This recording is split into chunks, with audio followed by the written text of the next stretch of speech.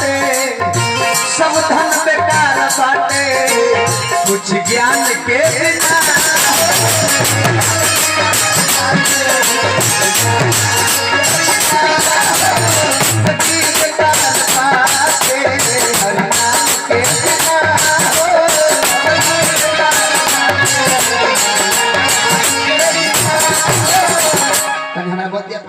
सब धन बेकार बाटे कुछ ज्ञान के बिना ज्ञान ना होके निमन मेहरारू मिल जाओ तो मेहरारू राउ ज्ञान नहीं खे तो फायदा उठाई दोसर के लड़के होके ज्ञान नहीं खे तो लड़के के रक्षा ना कर पाए वो लड़का प्रशासन दोसर के हो चलाए ऐसे इंसान के ज्ञान जरूरी बा गणिका की भोजन से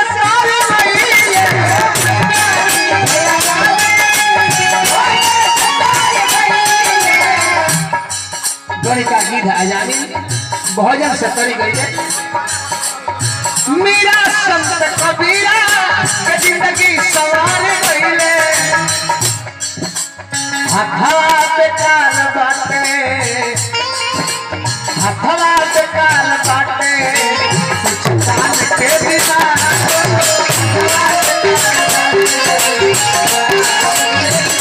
हथवा पे काल बाटे कुछ काल के बिना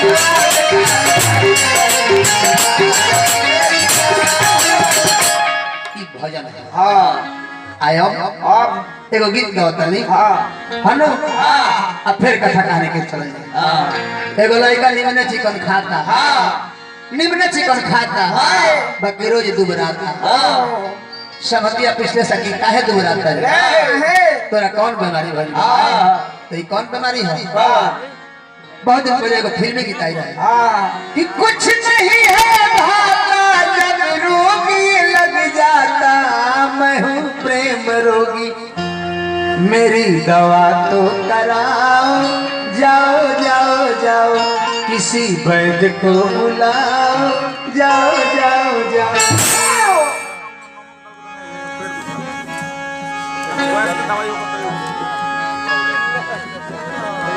क्या कहता लड़का हो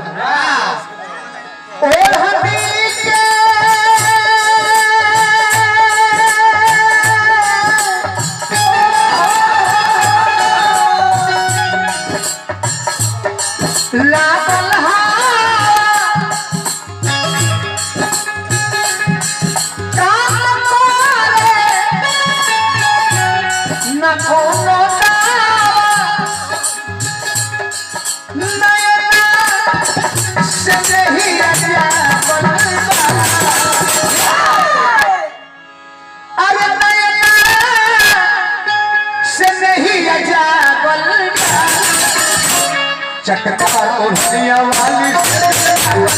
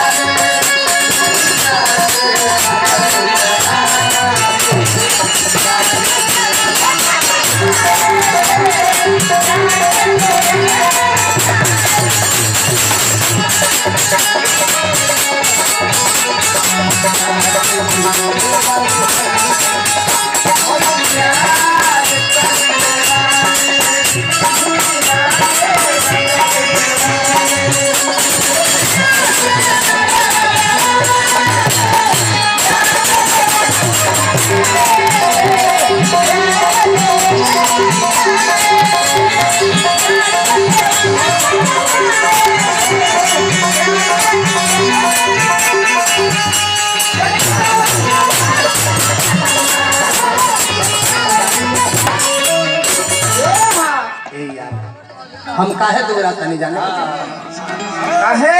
अरे हम कोरे चूड़ी कंगना बाली अरे हम कोरे चूड़ी कंगना बाली चार मारे चूड़ा से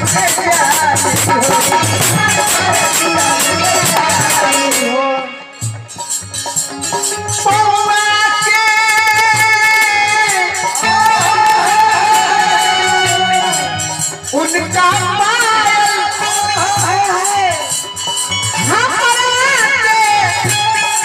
कोई रसिगायल छतिया से फिर पिया जावल अरे छतिया से फिर पिया जावल चटका लोहिया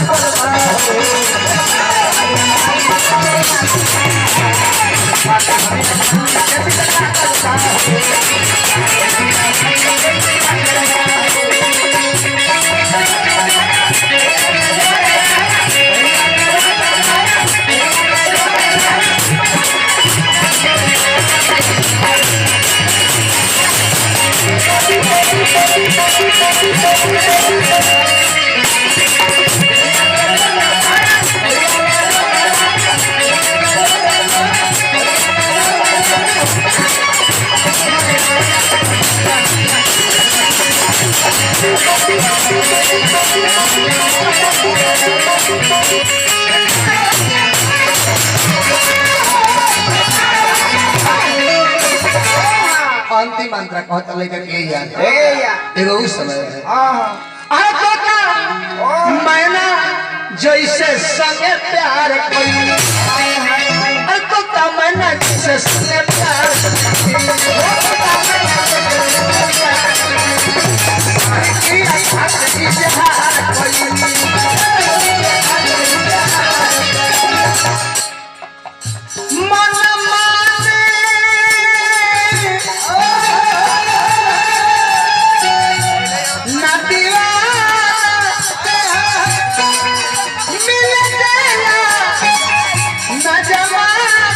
लोगों को है मनोजवा पागल अरे लोग को है मनोजवा पागल चटका रोटियां वाली